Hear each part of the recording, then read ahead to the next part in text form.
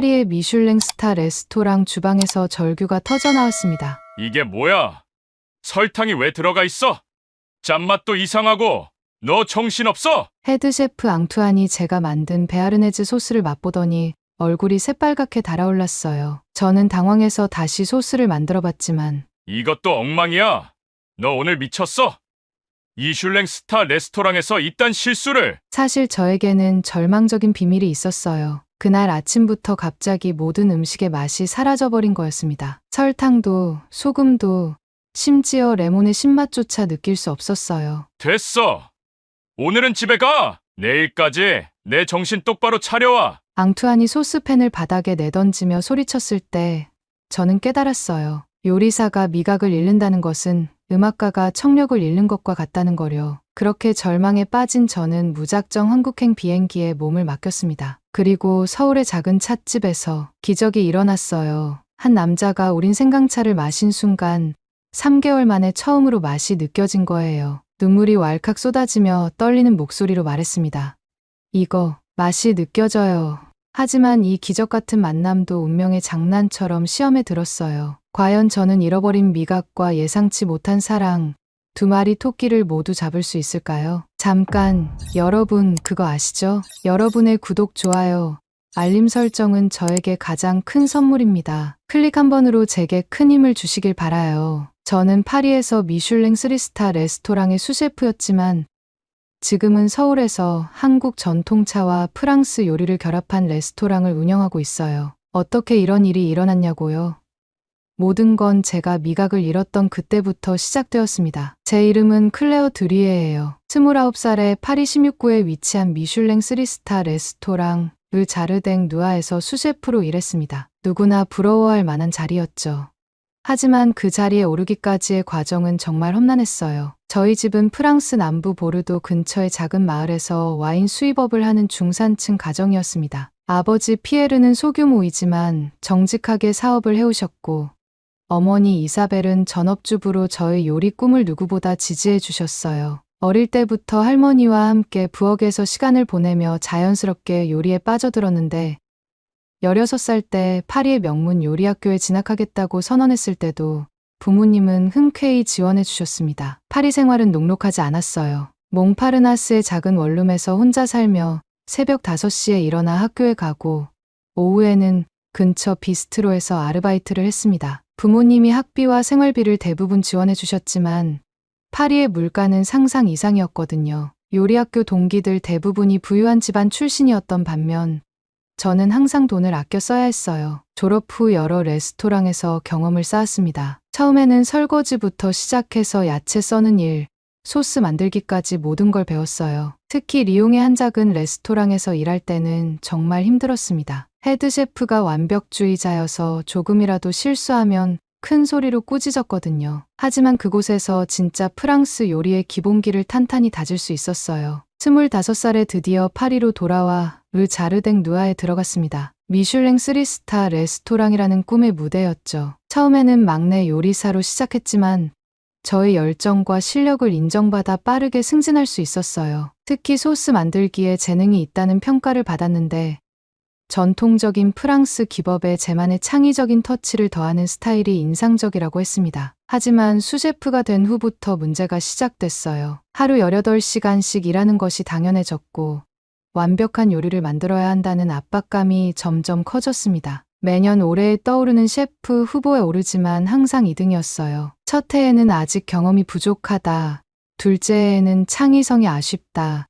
셋째 해에는 안정감이 떨어진다는 평가를 받았죠. 5년째 후보에 올랐을 때 저는 이미 한계에 다다라 있었습니다. 스트레스로 밤잠을 제대로 못 자고 식사도 거르는 일이 많아졌어요. 그러던 어느 날부터 이상한 일이 일어나기 시작했습니다. 제가 만든 음식의 맛을 제대로 느낄 수 없게 된 거예요. 처음에는 감기 때문이라고 생각했어요. 하지만 일주일이 지나도 한 달이 지나도 상황은 나아지지 않았습니다. 3개월째 되던 날 저는 깨달았어요. 미각을 완전히 잃어버린 거였습니다. 요리사에게 미각을 잃는다는 것은 화가가 색을 구별하지 못하는 것과 같았어요. 절망적이었죠.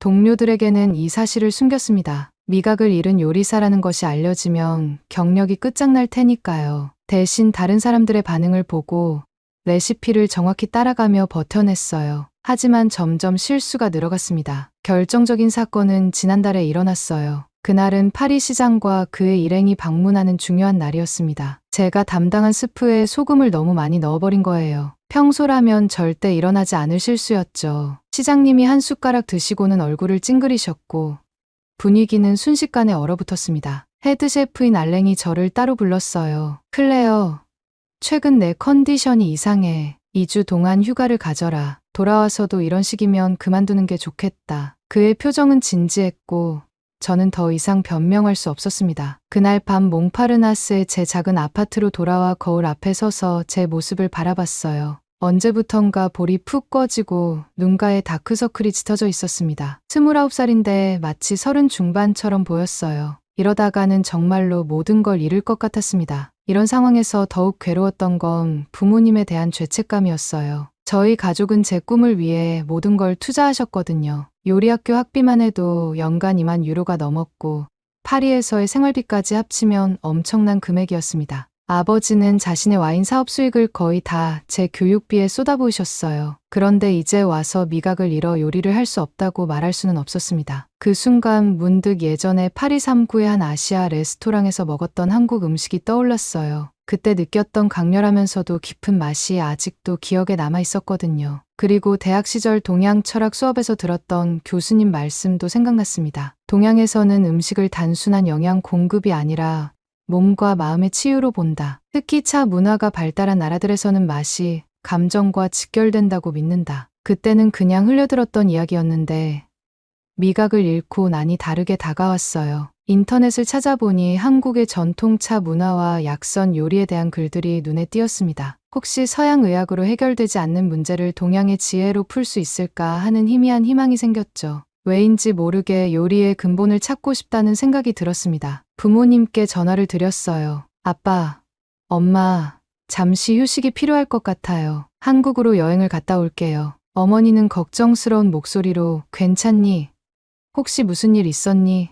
라고 물으셨지만 저는 그냥 새로운 영감을 찾고 싶어요 라고만 답했습니다. 사실 그때의 저에게는 절망감뿐이었어요. 미각을 잃은 요리사가 한국에서 무엇을 찾을 수 있을지 확신도 없었죠. 하지만 파리에 그대로 있으면 정말 모든 게 끝날 것 같았습니다. 무작정이라도 떠나야 할 것 같았어요. 항공표를 예약하면서도 마음은 복잡했습니다. 이것이 제 요리사 인생의 마지막 여행이 될지도 모른다는 생각이 들었거든요. 하지만 그때는 몰랐습니다. 그 여행이 제 인생을 완전히 바꿔놓을 운명적인 만남으로 이어질 것이라는 걸 말이에요. 인천공항에 도착했을 때의 첫인상은 정말 놀라웠어요. 모든 것이 깔끔하고 체계적이었습니다. 파리샤를 드골 공항과는 완전히 다른 분위기였죠. 사람들이 질서정연하게 움직이고 안내판도 친절하게 여러 언어로 표시되어 있었어요. 서울에 도착한 첫날부터 문화 충격을 받았습니다. 명동의 호텔에 짐을 풀고 나와 보니 거리는 네온사인으로 가득했고 밤늦은 시간인데도 사람들이 북적거렸어요. 파리에서는 밤 10시만 넘어도 대부분의 상점이 문을 닫는데 여기서는 24시간 편의점이 곳곳에 있더라고요. 첫 이틀은 그냥 관광객처럼 돌아다녔어요. 경복궁도 가보고 남산타워에도 올라갔습니다. 하지만 여전히 아무것도 맛을 느낄 수 없었어요. 유명하다는 명동 교자를 먹어봐도 길거리 떡볶이를 시도해봐도 마찬가지였습니다. 그저 텍스처만 느껴질 뿐이었죠. 셋째 날 오후 명동에서 인사동으로 걸어가던 길이었어요. 구글 지도를 보면서 천천히 걸었는데 갑자기 하늘이 어두워지더니 소나기가 쏟아지기 시작했습니다. 우산을 챙기지 않았던 저는 당황스러웠어요. 파리에서는 항상 우산을 들고 다녔는데 한국 날씨를 제대로 파악하지 못했던 거죠. 비를 피하려고 급하게 주변을 둘러보다가 작은 간판이 보였어요. 다연원이라고 한글로 적혀 있었는데 아래쪽에 작게 영어로 티하우스라고 써 있었습니다. 문을 밀고 들어가니 따뜻한 공기와 함께 은은한 향이 느껴졌어요. 미각은 잃었지만 후각은 여전히 살아있었거든요. 가게 안은 조용했습니다. 손님은 한 명도 없었고 카운터 뒤쪽에서 한 남자가 혼자 뭔가를 우리고 있었어요. 30 초반쯤 되어 보이는, 키는 그리 크지 않지만 차분한 인상의 사람이었습니다. 제가 들어가자 고개를 들고 서툰 영어로 말했어요. 웰컴, 시트 플리즈. 저는 젖은 옷을 털며 가장 가까운 자리에 앉았습니다. 그는 저를 보더니 걱정스러운 표정을 지었어요. 아마 제가 비에 흠뻑 젖어서 떨고 있는 모습이 안쓰러웠나 봅니다. 말없이 부엌으로 들어가더니 잠시 후 김이 모락모락 나는 찻잔을 가져왔어요. 진저 티, 굿포 콜드, 생강차라는 뜻인 것 같았어요. 따뜻한 찻잔을 두 손으로 감싸고 있으니 몸이 좀 나았습니다. 그리고 습관적으로 차를 한 모금 마셨는데 그 순간 정말 놀라운 일이 일어났어요. 맛이 느껴진 거예요. 3개월 만에 처음으로 무언가의 맛을 제대로 느꼈습니다. 단순한 생강차가 아니었어요. 생강의 알싸함, 꿀의 달콤함, 그리고 뭔가 복합적이고 깊은 층위의 맛이 입안에 퍼졌습니다. 너무 놀라서 찻잔을 들고 있던 손이 떨렸어요.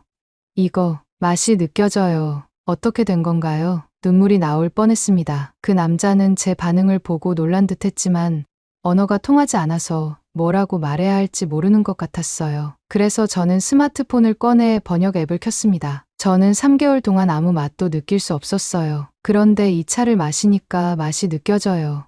어떻게 된 건가요? 번역된 한국어를 보여주자 그의 눈이 커졌어요. 그도 핸드폰을 꺼내서 뭔가 타이핑했습니다. 정말요? 그럼 정말 다행이에요. 차는 마음의 언어입니다. 때로는 몸이 필요로 하는 것을 정확히 알아요. 신기한 대화였어요. 번역 앱을 통해서지만 처음으로 누군가와 제 상황에 대해 이야기할 수 있었습니다. 그는 자신을 이준혁이라고 소개했고 이 찻집의 3대 차 마스터라고 했어요. 그날 이후로 저는 매일 다연원을 찾아갔습니다. 처음에는 단순히 유일하게 맛을 느낄 수 있는 곳이어서였지만 점점 준혁이라는 사람 자체에 관심이 생겼어요. 그는 차를 우리는 모든 과정을 예술처럼 대했습니다. 물의 온도를 정확히 재고 우리는 시간을 초 단위로 계산하고 찻잎의 상태까지 세심하게 살폈어요. 각각의 차에는 다른 감정이 담겨 있어요. 번역 앱을 통해 그가 설명했습니다. 우롱차는 깊은 사색을, 녹차는 새로운 시작을, 홍차는 따뜻한 위로를 전해줍니다. 정말 신기했어요. 그의 기분에 따라 같은 차도 완전히 다른 맛이 났거든요. 어떤 날은 쓸쓸해 보이는 그가 우린 차를 마시면 묘하게 외로운 맛이 났고 활기차 보이는 날에는 같은 차도 훨씬 상쾌했습니다. 일주일 정도 지나자 우리는 조금씩 서로의 이야기를 나누기 시작했어요. 저는 제가 파리에서 요리사로 일하다가 미각을 잃었다는 이야기를 했고 그는 가업을 이어받았지만 손님이 줄어들어 어려움을 겪고 있다고 털어놓았습니다. 요즘 젊은 사람들은 스타벅스나 다른 커피 전문점을 선호해요. 전통차는 시간이 오래 걸리고 복잡하다고 생각하거든요. 그의 말에서 깊은 안타까움이 느껴졌어요. 제가 프랑스 전통 요리를 고수하려고 애쓰는 것과 비슷한 마음이었을 거예요. 흥미롭게도 저는 준혁이 우린 차를 마실 때만 미각이 돌아왔어요. 다른 음식이나 음료는 여전히 맛을 느낄 수 없었지만 그의 차만큼은 완벽하게 맛볼 수 있었습니다. 이것이 우연의 일치인지 아니면 정말 뭔가 특별한 이유가 있는 건지 궁금했어요. 2주가 지나면서 저는 그에게 프랑스 요리에 대해 이야기해주기 시작했습니다. 소스 만드는 기법이나 향신료 조합에 대해 설명하면 그는 정말 진지하게 들었어요. 그리고 차와 음식의 페어링에 대해서도 함께 실험해봤습니다. 홍차 베이스로 만든 소스는 어떨까요?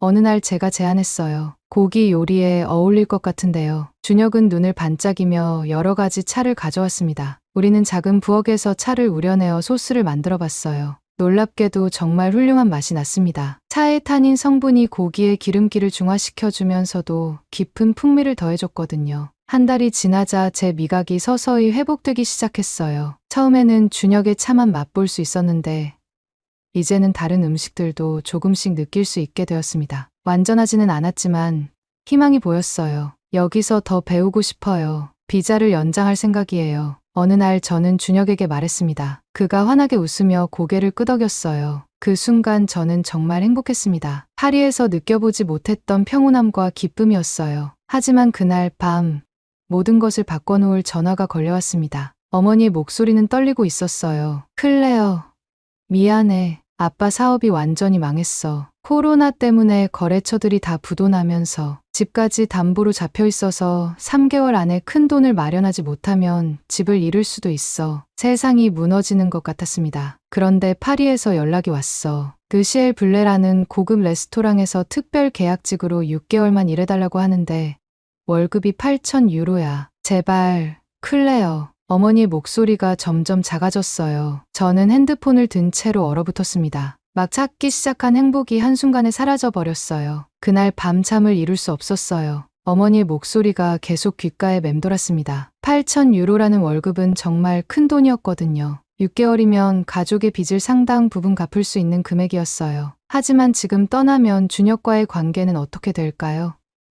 그리고 겨우 회복되기 시작한 제 미각은 다시 사라져버릴지도 모른다는 두려움이 컸습니다. 다음 날 아침 다현원에 갔을 때 준혁의 얼굴을 제대로 볼 수가 없었어요. 평소처럼 따뜻하게 인사해주는 그를 보니 마음이 더 아팠습니다. 하지만 숨길 수는 없었어요. 번역 앱을 통해 상황을 설명했습니다. 제 가족이 큰 어려움에 처했어요. 아버지 사업이 망해서 집을 잃을 수도 있는 상황이에요. 파리에서 일자리 제안이 왔는데 가족을 도와야 할 것 같아요. 준혁의 얼굴이 굳어졌어요. 잠시 침묵이 흘렀고 그는 고개를 끄덕이며 말했습니다. 가족이 우선이죠.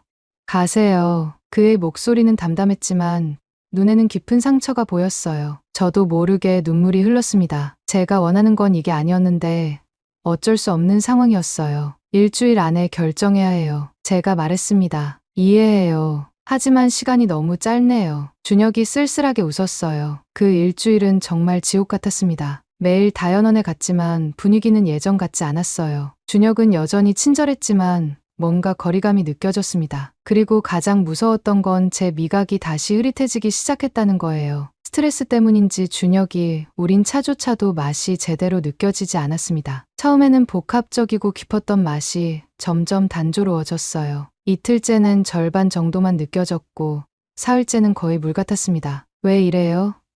차 맛이 예전 같지 않아요. 제가 걱정스럽게 물었어요. 준혁은 잠시 찻잔을 바라보더니 말했습니다. 차는 마음을 담는 그릇이에요. 제 마음이 어수선하니까 차도 그런 것 같네요. 그 말에 가슴이 철렁했어요. 제가 떠난다는 것 때문에 그가 이렇게 힘들어한다니 정말 미안했습니다. 나흘째 되던 날 준혁이 갑자기 이상한 이야기를 꺼냈어요. 사실 저도 예전에 프랑스에 있었던 적이 있어요. 정말요?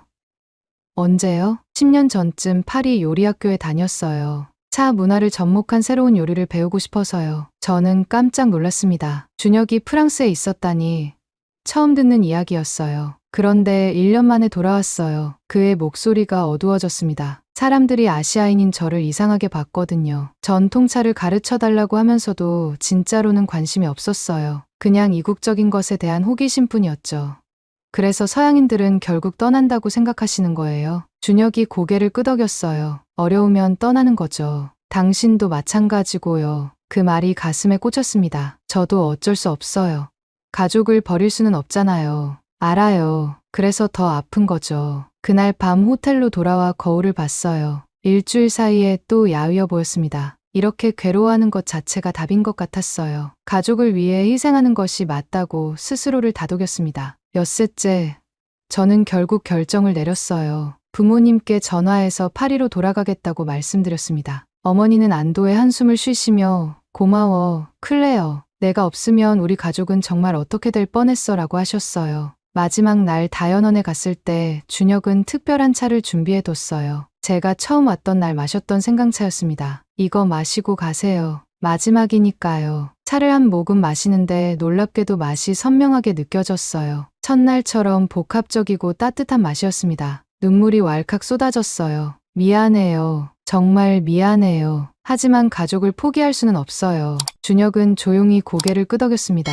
이해해요. 하지만 이제 끝이에요. 다시 연락하지 마세요. 그 차가운 말이 가슴을 찔렀어요. 하지만 그도 자신을 보호하려는 거라는 걸 알았습니다. 준혁 씨도 행복하세요. 다현원이 다시 번창하길 바라요. 당신도 파리에서 잘 지내세요. 짐을 들고 다현원을 나서는데 뒤돌아보고 싶었지만 참았어요. 돌아보면 정말 돌아갈 수 없을 것 같았거든요. 인천공항으로 가는 길에 택시 창문으로 서울 시내를 바라봤습니다. 한 달 조금 넘게 지낸 이 도시가 이제 그리울 것 같았어요. 깨끗한 거리, 친절한 사람들, 그리고 언제나 무언가 새로운 것이 있던 활기찬 분위기까지요. 비행기에 오르면서 한국에서의 마지막 밤을 떠올렸어요. 남산에 올라가서 서울의 야경을 바라봤었는데 수많은 불빛들이 반짝이는 모습이 정말 아름다웠거든요. 그때 준혁과 함께였다면 얼마나 좋았을까 하는 생각이 들었었어요. 파리행 비행기가 이륙하면서 저는 창밖을 바라봤습니다. 한국의 하늘이 점점 멀어져 갔어요. 그와 함께 제가 처음으로 맛을 되찾았던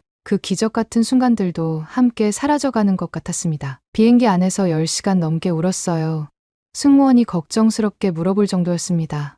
하지만 설명할 수도 없었어요. 미각을 되찾게 해준 사람을 떠나온다는 것, 그리고 그 사람에게 상처를 줬다는 죄책감까지 복잡한 감정들이 얽혀 있었거든요. 파리에 도착했을 때는 이미 마음이 메말라 있었습니다. 차를 드골 공항의 익숙한 풍경을 보니 마치 다른 세상에서 돌아온 것 같았어요. 한국에서의 한 달이 꿈이었나 싶을 정도로 모든 게 예전 그대로였습니다. 몽파르나스의 제 아파트로 돌아와 짐을 풀면서 한국에서 가져온 작은 기념품들을 봤어요. 인사동에서 산 작은 찻잔, 준혁이 선물로 준 차 한 봉지, 그리고 함께 찍은 사진 몇 장이 전부였습니다. 그게 제가 한국에서 가져온 유일한 증거였어요. 다음 날부터 르시엘 블레에서 일을 시작했습니다. 고급 레스토랑이었지만 르 자르댕 누아만큼은 아니었어요. 하지만 월급이 좋았고 가족을 위해서는 참아야 했습니다. 첫날부터 문제가 시작됐어요. 다시 미각을 완전히 잃어버린 거예요. 한국에서 조금씩 회복되던 것들이 모두 사라져버렸습니다. 준혁의 차가 없으니 아무것도 맛볼 수 없었어요. 기계적으로 요리를 만들면서 동료들의 반응만 살펴야 했습니다. 하지만 가족을 위해서는 어떻게든 버텨야 했어요.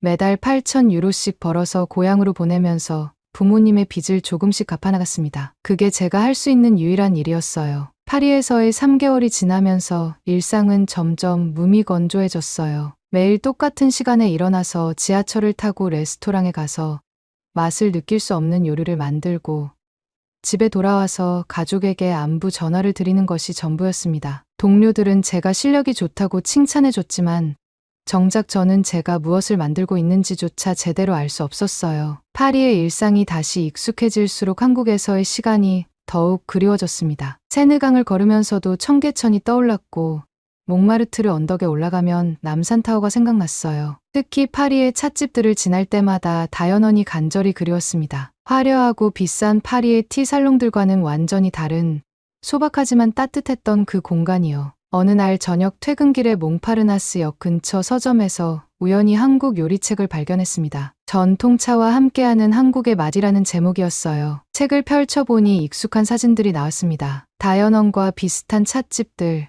그리고 준혁이 만들어줬던 것과 똑같은 차들이 있었어요. 집에 돌아와서 그 책을 읽으면서 눈물이 났어요. 한 페이지 한 페이지마다 준혁과의 추억이 떠올랐습니다. 우롱차의 은은한 향, 녹차의 깔끔한 뒷맛, 홍차의 따뜻한 포근함까지요. 파리에 있으면서 한국의 모든 것이 더욱 특별하게 느껴졌어요. 파리의 거리를 걸으면서도 자꾸 비교하게 됐습니다. 파리 사람들의 차가운 무관심과 서울 사람들의 따뜻한 관심, 정교하지만 거리감 있는 파리의 서비스와 서툴지만 진심이 담긴 한국의 친절함까지요. 심지어 파리의 회색 하늘보다 서울의 미세먼지 섞인 하늘이 더 그리웠습니다. 4개월째 되던 어느 일요일, 파리 13구의 아시아 식재료 마트에서 한국 차를 파는 곳을 찾았습니다. 준혁이 선물해준 차가 떨어져 가고 있어서 비슷한 걸 찾아보려던 거였어요. 하지만 똑같은 브랜드의 차를 사서 집에서 우려봐도 전혀 맛이 나지 않았습니다. 역시 차를 우리는 사람이 중요한 거구나. 혼자 중얼거리며 쓴웃음을 지었어요. 파리에서 마시는 한국 차는 그저 뜨거운 물일 뿐이었습니다. 한국에 대한 그리움은 날이 갈수록 심해졌어요. 한국 음식점에 가서 김치찌개를 시켜도 맛은 느껴지지 않지만 그 뜨거운 온기만으로도 위로가 됐습니다. 파리 한복판에서 한국어로 통화하는 사람들을 보면 괜히 반가워서 쳐다보기도 했어요. 그러던 어느 날 갑작스럽게 어머니에게서 전화가 왔습니다. 클레어, 정말 좋은 소식이야. 아버지가 새로운 사업 파트너를 만났어. 그분이 우리 빚을 전부 정리해주겠다고 하시는데 대신 아버지가 그 회사에서 일하면 된대. 정말요? 그럼 제가 더 이상 돈을 보내지 않아도 되는 건가요? 그래, 내가 이제까지 보내준 돈으로 당장 급한 건 해결됐고 앞으로는 아버지 월급으로 충분할 것 같아. 정말 고마워. 클레어. 전화를 끊고 나서 한참 동안 멍하니 앉아 있었어요. 기뻐해야 할 상황인데 왜인지 복잡한 마음이었습니다. 이제 파리에 있을 이유가 없어진 거잖아요. 그럼 다시 한국으로 돌아갈 수 있는 건가요? 마음속 깊은 곳에서 답이 올라왔어요. 돌아가고 싶다고, 진짜 돌아가고 싶다고요. 가족 때문이 아니라 제 마음 때문에 말이에요. 다음 날 레스토랑에서 사직서를 냈어요. 헤드 셰프는 깜짝 놀라며 왜 그래요? 여기서 잘하고 있잖아요 라고 말렸지만 저는 이미 마음을 정했습니다. 가족 문제가 해결돼서 고향으로 돌아가야 해요. 한국으로요. 거기서 요리사로 일할 수 있어요? 모르겠어요. 하지만 시도해보고 싶어요. 거기가 제가 정말 있고 싶은 곳이거든요. 2주일 후 다시 인천공항에 도착했을 때의 기분은 첫 번째와 완전히 달랐어요. 이번에는 두려움보다는 설렘이 컸습니다. 공항에서부터 한국어가 들리고 한글 간판이 보이는 것만으로도 마음이 따뜻해졌어요. 명동 근처의 게스트하우스를 잡고 짐을 풀었습니다. 그리고 용기를 내어 다연원으로 향했어요. 하지만 가게 앞에 선이 갑자기 무서워졌습니다. 준혁이 저를 어떻게 받아들일까요? 화를 낼까요?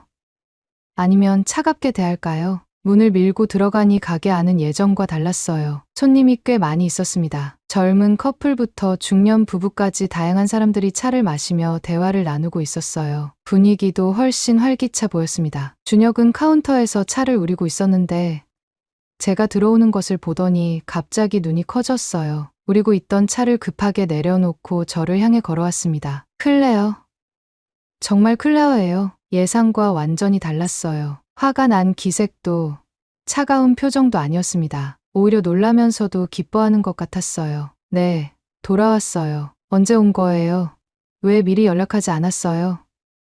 그의 목소리에는 반가움이 가득했습니다. 어제 도착했어요. 갑작스럽게 연락드리기가 부담스러워서. 준혁이 환하게 웃었어요. 부담스럽긴요.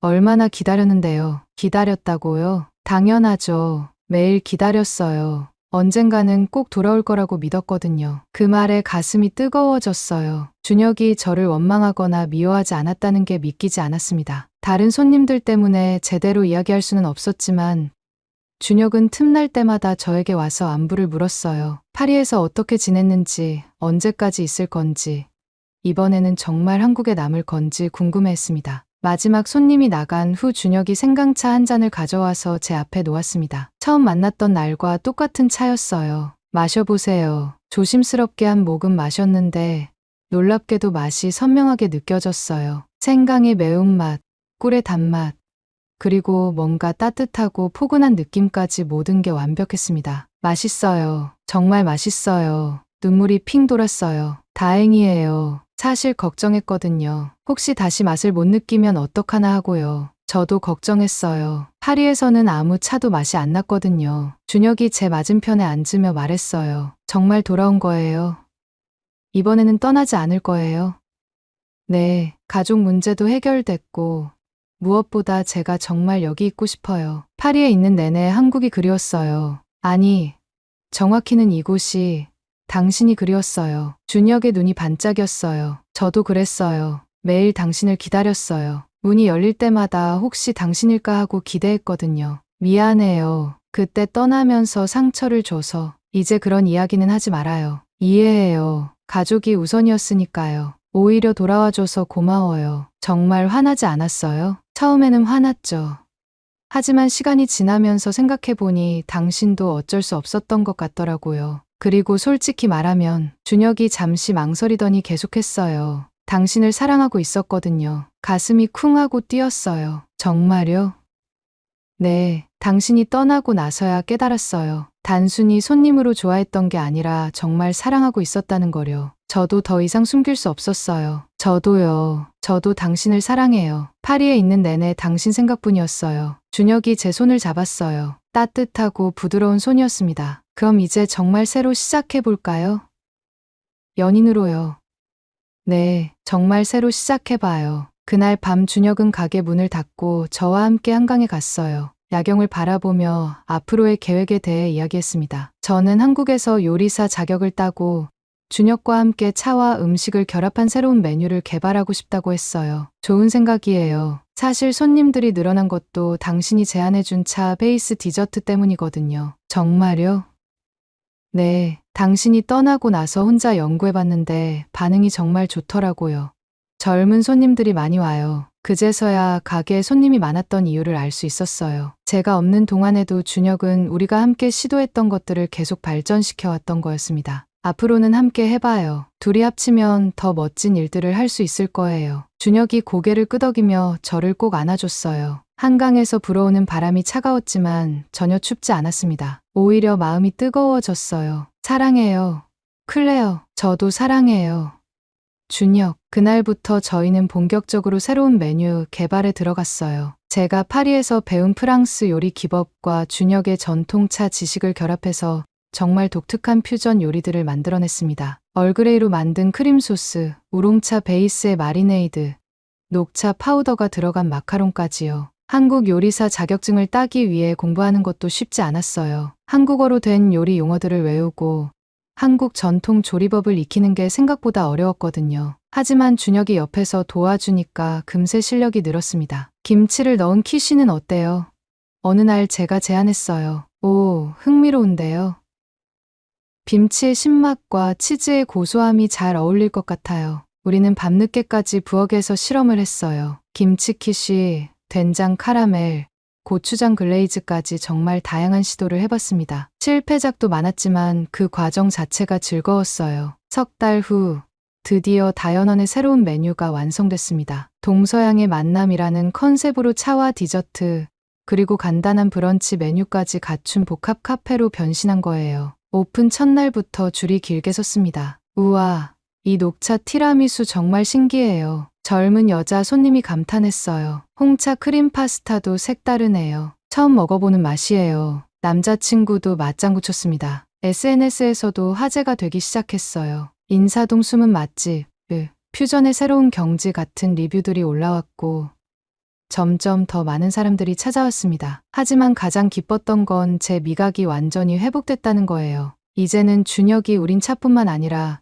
모든 음식의 맛을 선명하게 느낄 수 있었습니다. 마치 흑백 사진이 컬러로 바뀐 것 같았어요. 클레어, 정말 대단해요. 당신 덕분에 다연원이 완전히 달라졌어요. 준혁이 제 손을 잡으며 말했어요. 저 혼자 한 게 아니에요. 우리가 함께 했잖아요. 그래요. 우리가 함께 했으니까 더 의미 있는 거죠. 6개월 후, 우리는 다연원을 확장하기로 결정했어요. 옆 건물을 임대해서 요리 클래스도 진행하고 더 다양한 메뉴도 선보이기로 한 거죠. 한국 전통차와 프랑스 요리의 만남이라는 독특한 컨셉이 많은 사람들의 관심을 끌었습니다. 다음 달에 방송국에서 인터뷰 요청이 들어왔어요. 준혁이 신나게 말했어요. 정말요? 벌써 그 정도로 유명해진 거예요? 네, 성공하는 젊은 사업가들 프로그램에서 우리 이야기를 소개하고 싶다고 하더라고요. 믿기지 않았어요. 1년 전만 해도 미각을 잃고 절망에 빠져있던 제가 이제는 성공한 사업가가 되어 있다니요. 그해 겨울, 준혁이 저에게 프러포즈를 했어요. 다연원에서 마지막 손님이 나간 후 촛불을 켜고 특별한 차를 준비해뒀더라고요. 클레어, 당신과 처음 만났을 때 우린 차 기억나요? 물론이죠. 생강차였잖아요. 맞아요. 그때 당신이 맛을 되찾았던 그 순간이 제 인생에서 가장 소중한 기억이에요. 준혁이 무릎을 꿇으며 반지를 꺼냈어요. 저와 평생 함께 차를 우리며 살아주실래요? 눈물이 주룩주룩 흘러내렸어요. 네, 물론이죠. 우리의 결혼식은 다연원에서 소규모로 치렀어요. 프랑스에서 부모님도 오셨고 준혁의 가족들, 그리고 단골 손님들이 축하해줬습니다. 케이크 대신 우리가 직접 만든 차 케이크를 준비했고 모든 요리에 차가 들어갔어요. 정말 독특한 결혼식이네. 어머니가 웃으며 말씀하셨어요. 하지만 너희들다워서 좋다. 행복해 보여서 다행이야. 클레어, 아버지도 흐뭇하게 바라보셨습니다. 지금 저희는 다연원 2호점을 준비하고 있어요. 강남에 좀 더 큰 규모로 오픈할 예정입니다. 그리고 내년에는 요리책도 출간할 계획이에요. 차와 함께하는 프렌치 퓨전이라는 제목으로요. 가끔 파리에서의 힘들었던 시간을 떠올려요. 미각을 잃고 절망에 빠져 있을 때는 정말 세상이 끝난 것 같았거든요. 하지만 그 모든 아픔이 있었기에 지금의 행복이 더욱 소중하게 느껴집니다. 준혁과 함께 차를 우리며 새로운 메뉴를 개발하는 매일이 기적 같아요. 잃어버린 미각을 되찾은 것도 기적이었지만 진정한 사랑을 만난 것은 더 큰 기적이었습니다. 이제 저는 확신해요. 인생에서 가장 어두웠던 순간이 사실은 가장 아름다운 시작이었다는 거요. 오늘의 이야기는 여기까지입니다. 마음에 드셨다면 구독과 좋아요 잊지 말고 한 번씩 눌러주세요. 소중한 시간 함께 해주셔서 진심으로 감사드리고 앞으로도 더 깊은 이야기로 여러분을 찾아뵐게요. 여러분을 찾아뵐게요. 여러분을 찾아뵐게요. 여러분을 찾아뵐게요. 여러분